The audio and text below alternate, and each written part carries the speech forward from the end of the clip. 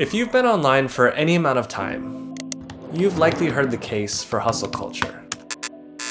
Wealth, popularity, happiness, fulfillment, these will all be yours if you sacrifice everything else in life and just work as hard as you possibly can.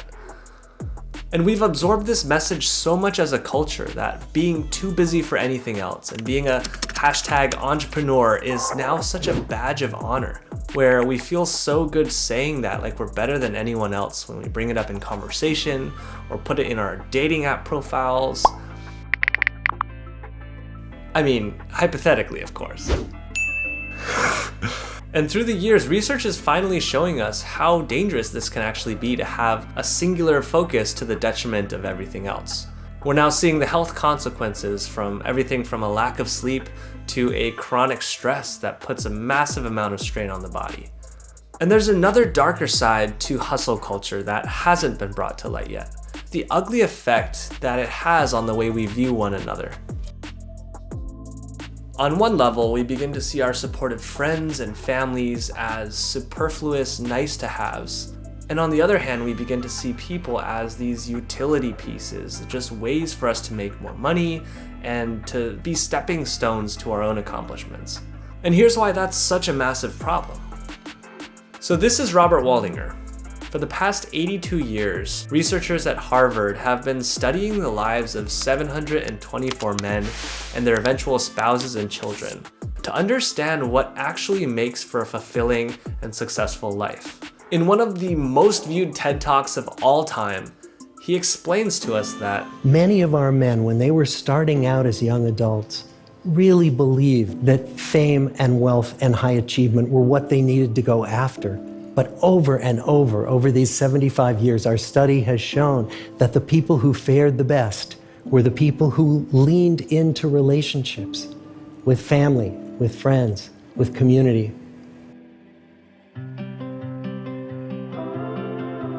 Clayton Christensen, a professor at Harvard and author of one of the most espoused hustle books of all time, once wrote in an article that people who are driven to excel have this unconscious propensity to underinvest in their families and overinvest in their careers, even though intimate and loving relationships with their families are the most powerful and enduring source of happiness.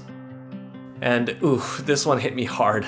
It's so tempting and so easy to fall into this trap of constantly working, only to let your relationships with family and friends and significant others suffer because of that. And as if that's not already reason enough to rethink hustle culture, neglecting our social needs fundamentally cripples us in our abilities to be productive towards the goals that we're working toward in the first place. Good relationships don't just protect our bodies, they protect our brains. Those people's memories stay sharper longer.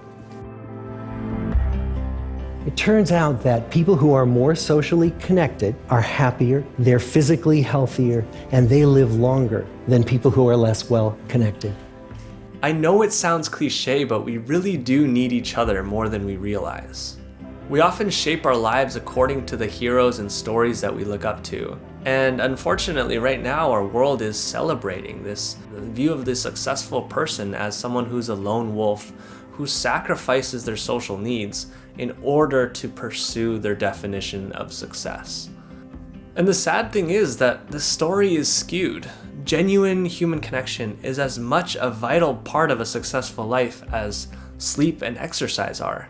We recognize that we would die without food and water and sleep, but we don't realize that the same is true with connection. We need a safe place to feel supported and have our social needs met in order to function as human beings.